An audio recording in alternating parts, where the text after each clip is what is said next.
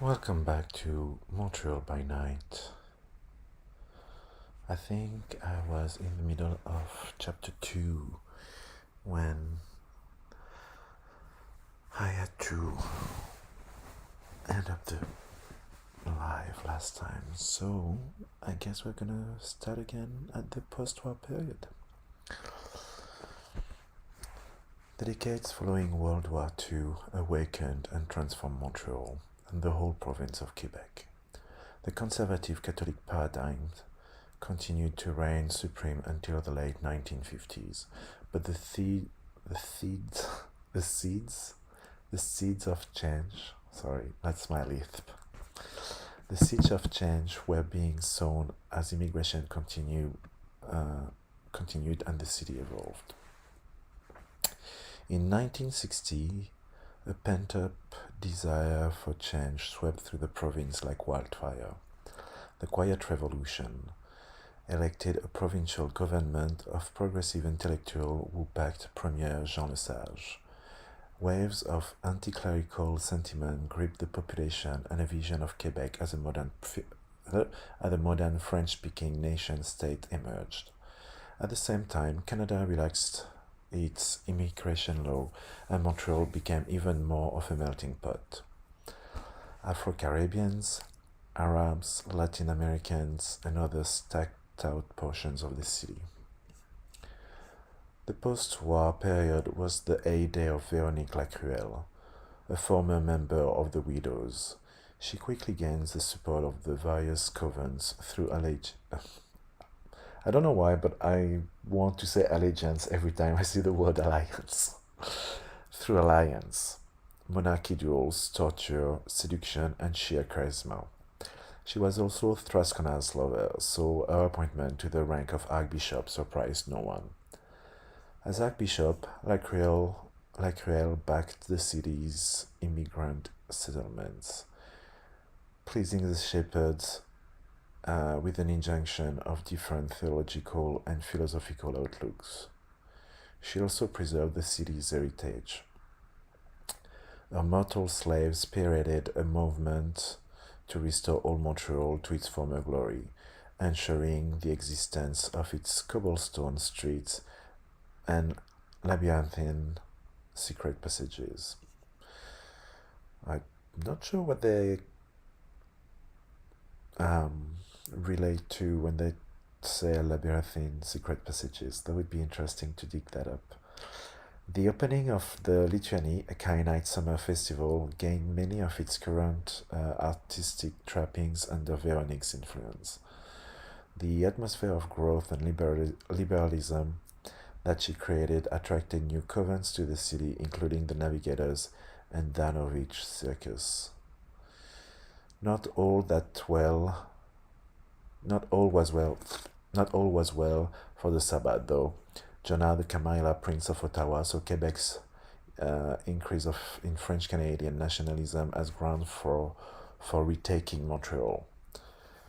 Trouble also rose when Quebecois missionaries returned from Haiti in 1948 with a small group of Haitian professionals. Among the foreigners was Gérard, a follower of Seth and servant of the ancient Sethic Geder. He spun a web of corruption in the city. Sorry, it's getting a bit late. The October Crisis, by the late 1960s, the Quiet Revolution had created a polarization in Quebecois society between those who wished for the prince to become an independent state and those who wished for it to remain a part of the federal system. The most radical elements of the former camp formed the Front de Libération du Québec, the FLQ. The FLQ was a small terrorist movement. Its semi-independent cells blew up a series of symbolic targets over several months and inflicted no casualties. However, British Trade Representative Jim Cross and Federal, I want to highlight that to come back to it. And Federal Minister Pierre Laporte were kidnapped in 1970. Laporte was killed, and the federal government responded by declaring martial law on the city. Troops entered Montreal and conducted widespread arrests in October. The October crisis marked the peak of Prince Jonah's campaign to capture Montreal, taking a page from the shepherd's tactic in the 19th century. Véronique Lacruelle fueled the fervor of Montreal's radical fringe. Of Montreal radical fringe. Quebecois nationalism had always been a mortal-driven phenomenon, but the Archbishop upped the ante by encouraging the formation of the FLQ. Her efforts forced Jonah to step up his plan. Martial law was declared as a desperate measure to suppress the Sabbath before things went completely out of control. Many of the troops entering the city were Camarilla ghouls, and they were followed by several vampires who hoped to uncover enemies' lairs by rounding up radicals. The Camarilla agent played right into Veronique's hands. Few Sabbats had any direct links to the nationalists, and the search uncovered little.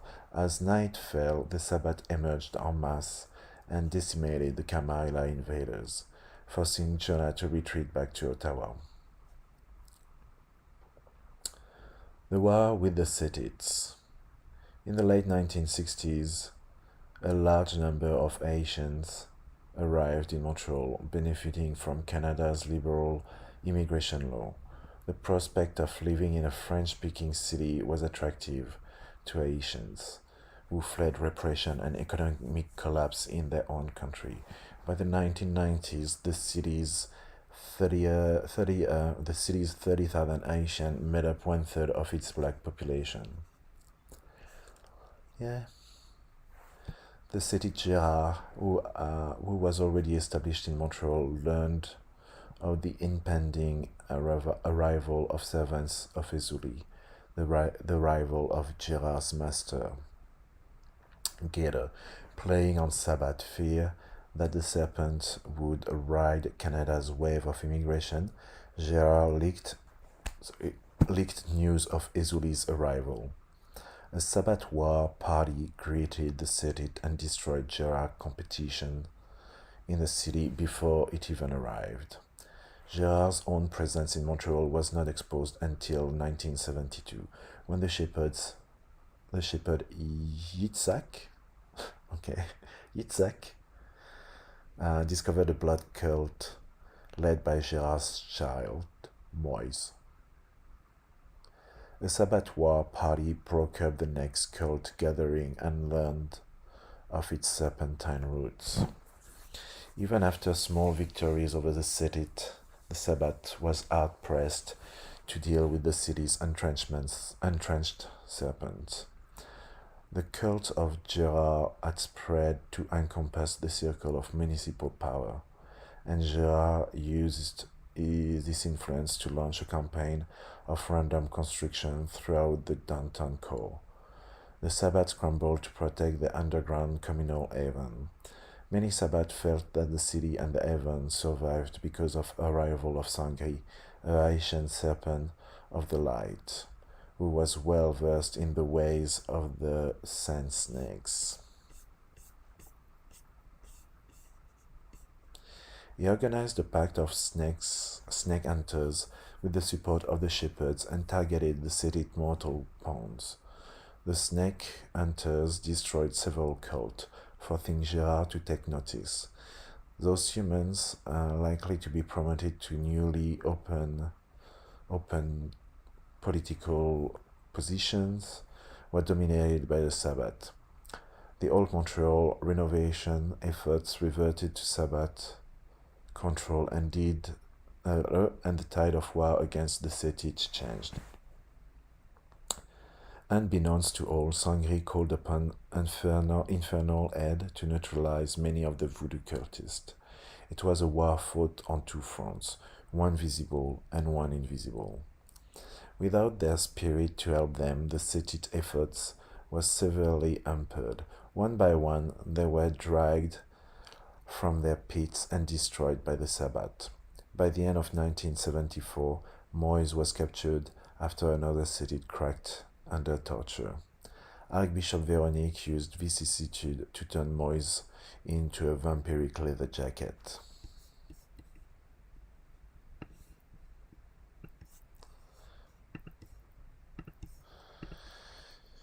She was known to tear away and ingest small swatches of skin fabric from the jacket.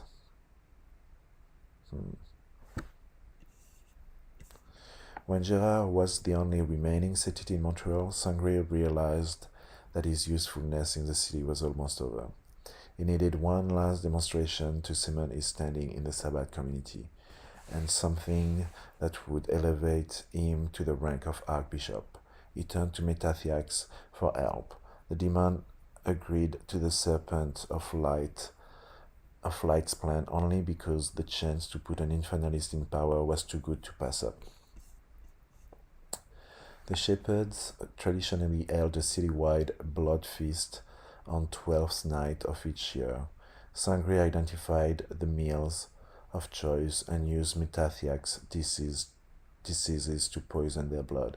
Sabbath, who drank from them, fell into deep torpor, and only Sangre and Pierre Belmar, each protected by an infernal pact, Elias, one not to drink by Sangre, and the nomadic Road Wolf pack, which arrived late, escaped.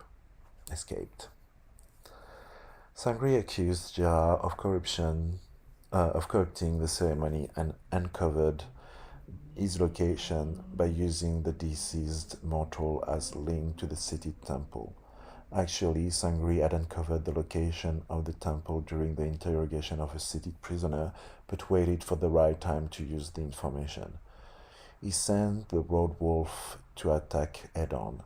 Gérard destroyed them, which created enough of a distraction to allow the other to sneak into the building using Elias' knowledge of the underground. Elias, Sangre, and Pierre were set upon by seated cultists and their spirit allies. Elias feasted on two of Gérard's children, and therefore did not witness the thaumaturgical battle that was waged among Gérard, Sangre, and Pierre. Infernal flames eventually engulfed the whole temple, consuming the city and sparing the Sabbath.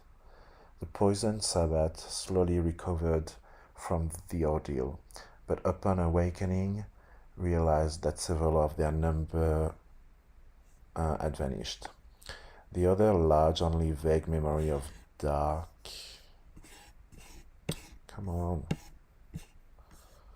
It's supposed to be so much more fluid, Mike, and yet even zooming sometimes can be a pain. Their dark shape moving amongst them. Metathiax decided to claim a few of the bodies for his enjoyment and took those who suited his dark pleasure. Veronique was amongst the missing, and Sangre stepped forward as a replacement. Since those who could contend with Sangre were too weak to fight for the archdiocese, Metathiax kept his diseases active in those who could claim the title, and the shepherds supported Sangre's claim. He was declared archbishop. The city temple ruins, dubbed the Snake Pit by the Sabbath, still stand on Boyer Street in Montreal North. Few people dare venture there, but the shepherds keep watch over the ruins.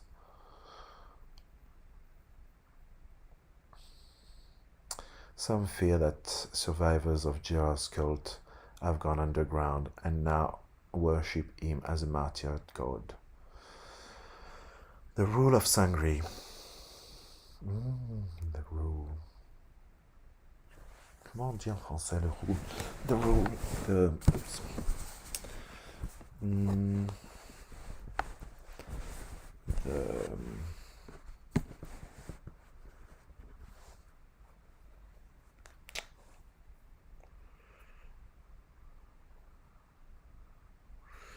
I can't remember the rule. I can't remember. Mon français m'échappe. Ne m'en voulez pas.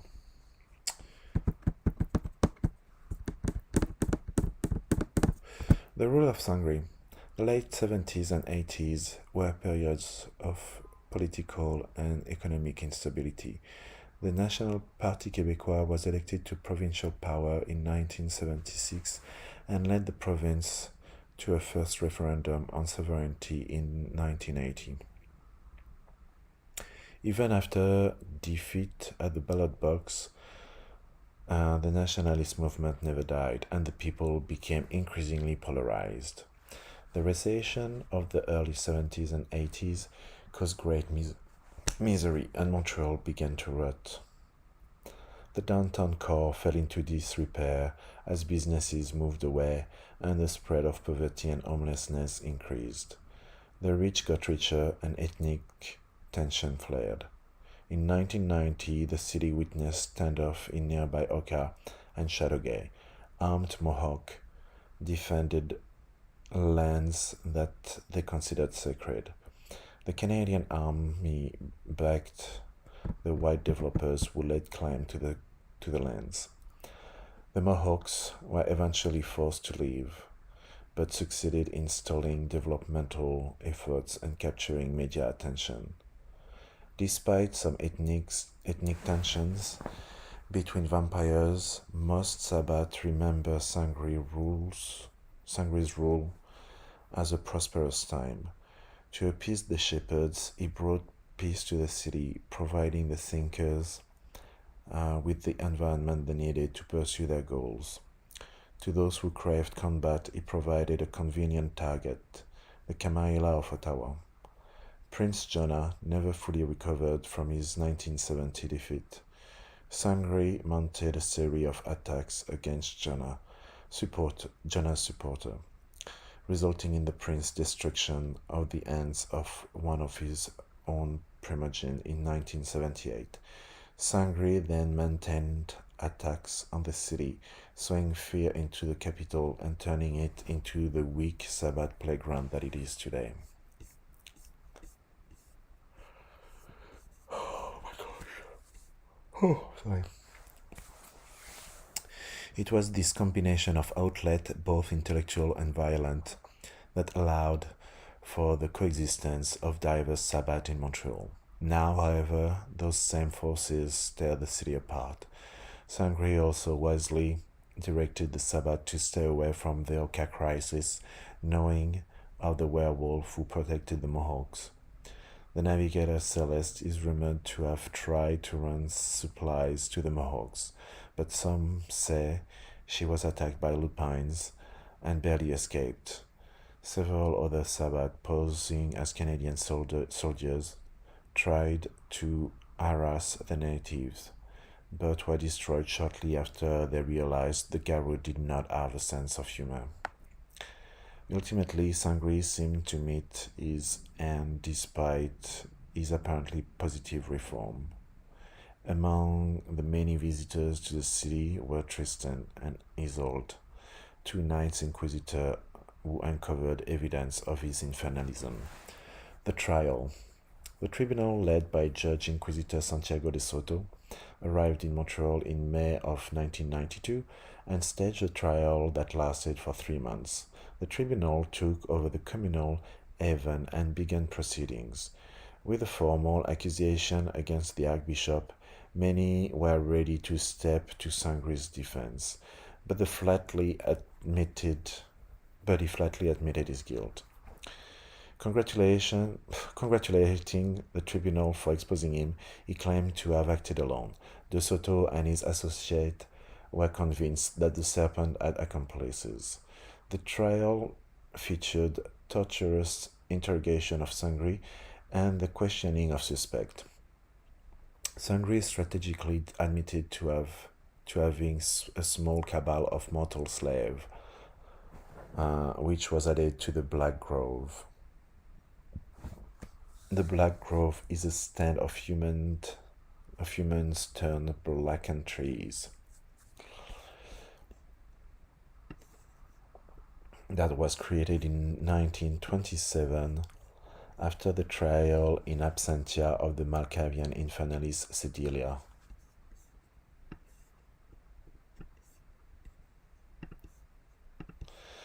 Of the tongue. The defendant implicated no other vampires, claiming that the unbridled ambition of many Sabbath members provided him with more than enough assistance. Every vampire in the city was questioned during the trial. Those who had close ties to the Archbishop were examined particularly closely. Most suspicion fell on Sangri's child Ezekiel, who was recalled from the Black Hand, and on those who had accompanied Sangri during his final battle with Gerard. By August, the tribunal was confronted with the fact that Sangri truly did seem to have acted alone. On the 15th of the month, the Sabbath of the city enacted the auto da fe and took their vengeance on the infernalist. The execution rite reached its peak 2 nights later, when De Soto appeared to destroy Sangri with a gout of thaumaturgical fire. The tribunal closed, but unconfirmed rumors persist that night inquisitors returned to the city to continue the hunt of accomplices. De Soto retired from the Inquisition in October and took up residence in Montreal.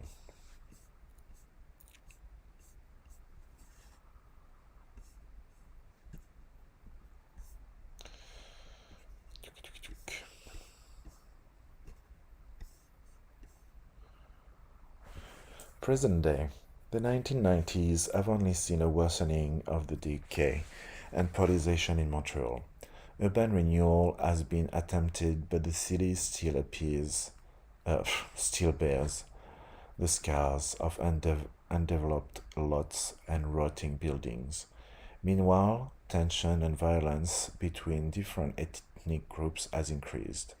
Political division has been aggravated by a second referendum on Quebec's future, which resulted in an even split and a promise of a third vote to come very soon. Hope seems to leach out of the city as all efforts at improvement fail. The Sabbath faction, masterfully balanced by the infernalist Sangri a few years back, now tear at each other's throat. Cardinal Frascona forced to intercede given the power vacuum that resulted after Sangri's death. Handpicked Archbishop Carolina Valles, an outsider to repress Sangri, Cardinal's actions, though unusual, were intended to bring a completely neutral party into the fray to balance Montreal's discordant factions. Valles, however, seems unable to satisfy the city's bloodthirsty young Sabbath or maintaining the stability demanded by the shepherds. In 1994, Ezekiel, Sangri's child, returned to the city as the head of a handpack and planned to establish himself as archbishop. The shepherds themselves have also entered the running, presenting former Inquisitor Alfred Benezri as their candidate. The city's covens have each aligned themselves behind one of the three candidates. A few wise Sabbath understand that this posturing is really an act of denial. The dangerous aura of Montreal has spread beyond its mountain confines into the city, and Sangri's legacy of corruption and pride still worms its way through the community. Other corruptors and manipulators remain undiscovered, adding to the black miracles that have built, and which may ultimately destroy the city on the river. Cool. Chapter 3, Geography. We'll get back to that another day. I think that's all for today. That's finishing the second time that I'm reading that chapter 2, because last time there was a bug and internet cut off and I could not finish I did finish the stream. I did finish the lecture, but the stream had stopped within 15 minutes. So, but it's a good practice, you know. So I'm gonna stop it where it is now, and I'll come back for Geography Chapter 3 another day. I hope to see you soon in this inception of screens, and yeah, I hope it got a tiny bit better. Oh yeah, what did I do the other day? What did I do? Oh yeah, I was doing something like that.